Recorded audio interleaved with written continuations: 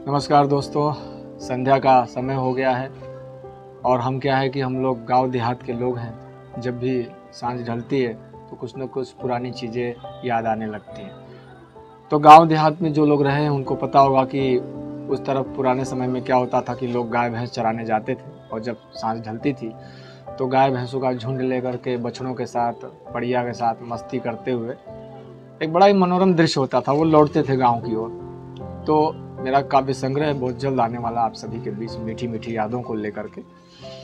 सपनों के गांव में उसी काव्य संग्रह से एक छोटी सी प्यारी सी कविता है, चरवाहों के गीत।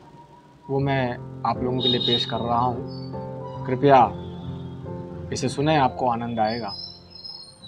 कि दूर ताल में गायों के संग घूम रहे हैं चरवाहे। वहाँ ताल तलैया होता था, लोग वहाँ खूब जाते थे गाय भैंस चराने के लिए।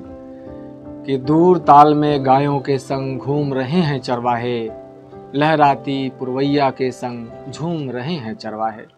मित्रों, ये जो कविताएं मैं सुना रहा हूँ आपको, इसमें जीवन का रहस्य छिपा हुआ है और ऐसी कविताएं आपको किसी भी कवि सम्मेलन के मंच पर या किसी टीवी कार्यक्रम में सुनने के लिए नहीं मिलेंगी। अच्छा है कि इन कविताओं का आनंद आप यहीं लीजिए और किताबों में पढ़िए उसे। कि दूर ताल में गायों के संग घूम रहे हैं चरवाहे, लहराती पुरवैया के संग झूम रहे हैं चरवाहे। माथे पगड़ी हाथ में लाठी लेकर आते चरवाहे, माथे पगड़ी हाथ में लाठी लेकर आते चरवाहे। बिरहा के पद गा गा कर भैंस चराते चरवाहे। उस समय क्या होता था, गाय भैंस चराते थे तो उसके लिए, मनोरंजन के लिए बिरहा उरहा गाते थे। खूब भैंस की पीठ पर बैठ कर ही बिरहा गाने लगते थे। कि माथे पगड़ी हाथ में लाठी लेकर आते चरवाहे, बिरहा के पद गा गा कर भैंस चराते चरवाहे। बछड़ों के संग कूद कूद कर खेल दिखाते चरवाहे। जो गाय बछड़े होते थे उनके साथ खूब मस्ती करते थे चरवाहे, जो चराने जाते थे गायों को। तो छोटे छोटे गायों के बच्चे होते थे, उनके साथ खूब खेलते थे। कि बछड़ों के संग कूद कूद कर खेल दिखाते चरवाहे, और बैठ भैंसिया के ऊपर गाना गाते चरवाहे। भैंस जब चलती रहती थी, भैंस भैंसे, तो उसकी पीठ पर भी लोग बैठ जाते थे, बड़ा आनंद आता था। कि बछड़ों के संग कूद कूद कर खेल दिखाते चरवाहे, बैठ भैंसिया के ऊपर गाना गाते चरवाहे। और बीच खेत में लड़ी जो भैंसे, बीच खेत में लड़ी जो भैंसे, तो सींग छुड़ाते चरवाहे।